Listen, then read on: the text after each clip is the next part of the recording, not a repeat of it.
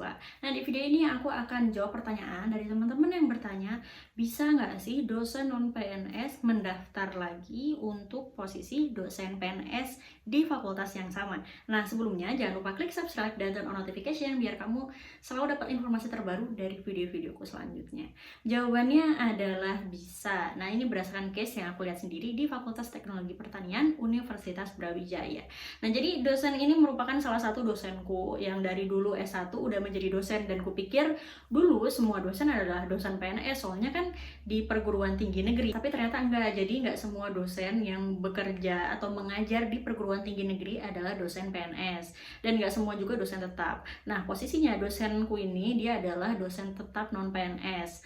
Jadi setelah sekian tahun menjadi dosen muda dan dosen tetap non PNS, akhirnya sekitar tahun 2019 ada lowongan, bukan lowongan sih, ada CPNS untuk posisi dosen di Fakultas Teknologi Pertanian tersebut. Dan kebetulan waktu itu dibutuhkan satu orang dosen, satu orang doang untuk dosen PNS. Dan akhirnya dia daftar, mengikuti seleksi dan lain sebagainya, dan akhirnya dia dinyatakan lolos sehingga saat ini dia sudah menjadi dosen tetap PNS. Nah, jadi bagi kamu yang saat ini ngerasa, aku kalau misalnya daftar di PTN terus udah itu ada lowongan pekerjaannya untuk dosen tetap non PNS, nanti nggak bakal bisa jadi PNS dong. Bisa menjadi PNS. Jadi kalau sekarang memang belum ada CPNS kan dibuka setiap tahun. Nah, kamu sekarang bisa daftar dulu aja di kampus tersebut atau di fakultas yang kamu inginkan untuk menjadi dosen tetap non PNS. Nah, kemudian nanti kalau misalnya ada lowongan CPNS, kamu bisa daftar.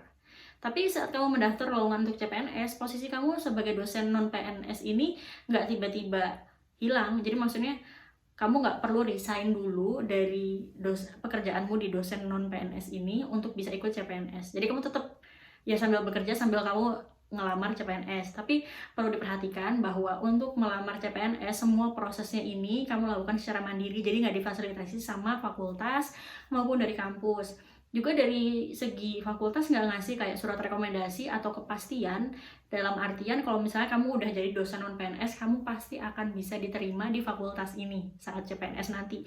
Nggak kayak gitu. Jadi untuk CPNS kan seleksinya nasional. Kalau misalnya kamu emang nggak lolos di seleksi nasional tersebut, ya nggak bisa menjadi dosen PNS di fakultas ini. Dalam artian ya berarti balik menjadi dosen tetap non PNS tadi itu.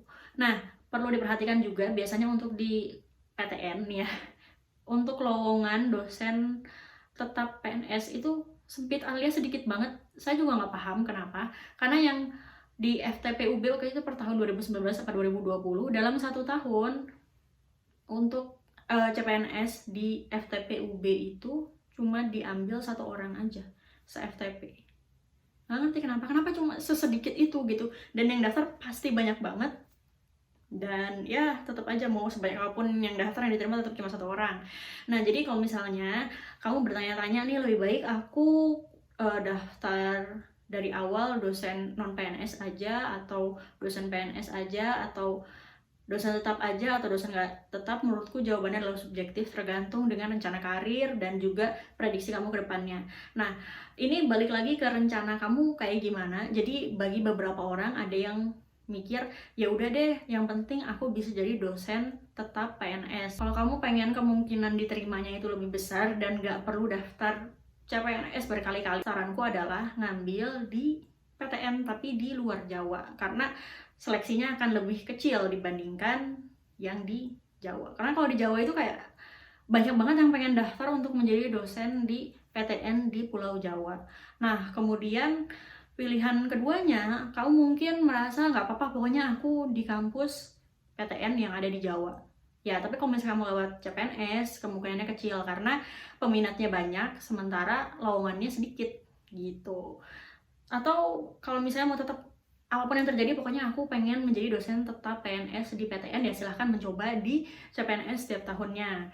Kalau misalnya kamu udah sering ikut CPNS setiap tahun, kemungkinan besar ya kamu jadi lebih tahu soalnya kayak gimana, manajemen waktu dan lain sebagainya. Atau mungkin yang ketiga, yang penting aku jadi dosen di PTN sekalipun non PNS nggak apa-apa ya, berarti silakan ikut seleksi mandiri untuk dosen yang disediakan oleh universitas tersebut. Biasanya ada sih, tapi waktunya nggak berbarengan dengan CPNS. Kalau kamu berminat, yang penting aku di kampus ini, yang penting aku di PTN, yang penting aku di Pulau Jawa, silahkan daftar ke program seleksi tersebut. Segitu aja, terima kasih sudah menonton video ini sampai akhir. Kalau kamu punya pertanyaan lain, bisa tanya di kolom komentar di bawah ini. Terima kasih.